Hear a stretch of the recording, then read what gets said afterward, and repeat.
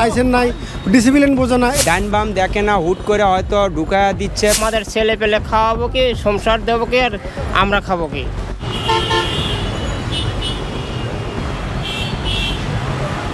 যানজটের শহর ঢাকার নতুন বিপত্তি অটোরিকশা।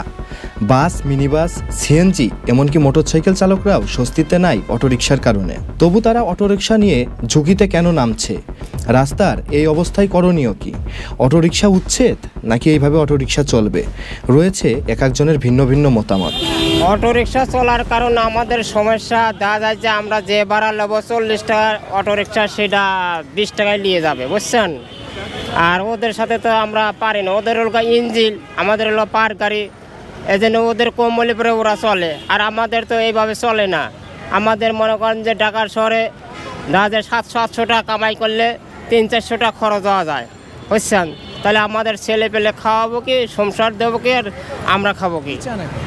আমরা চাই এখন অটো আগে যেভাবে চলতো ওইভাবে চলুক, এই যাতে মেইন রোডে ওরা এই জায়গা না ওঠে। আমাদের কি ডানি বামে গেলে ওরা অ্যাক্সিডেন্টগুলো বেশি হইতেছে, এই কারণে ধরুন অটোগুলো বন্ধ করতে সবচেয়ে ভালো হতো, মহল্লায় থাকতো কোনো সমস্যা হতো না। মেইন রাস্তা উঠতে দেওয়া যাবে না, এদের যে নিয়ম কারণ লাইসেন্স নাই, ডিসিপ্লিন বোঝে না, এই ধরনের জন্য এরা ভিতরে থাকতো, বাট রাস্তার ভিতরে মেইন রোডে যেন না আসতে পারে, এই জন্য সবচেয়ে বেটার হলে বন্ধ করতে ভালো হয়।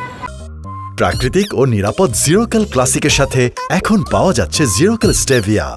আমাদের সমস্যা হচ্ছে যে ওরা অনেক সময় গিয়ে রাস্তা মেইন রোডে উঠতে পরে ওরা ডান বাম দেখে না, হুট করে হয়তো ঢুকায়া দিচ্ছে, তাতে দুর্ঘটনা বাড়তিছে এই একটা। আবার দেখা যাচ্ছে যে অনেক সময় ওদের কারণে আমাদের ওই টিপগুলো, আমরা যে যাত্রীগুলো মানে সিএনজিতে যাই তো অনেক দূরের থেকে গাড়িগুলো আসে, অটো দিয়ে চলে যায়, সেই ক্ষেত্রে আমাদের বাজারেরও সমস্যা, বাজার খারাপ হয়ে গিয়েছে।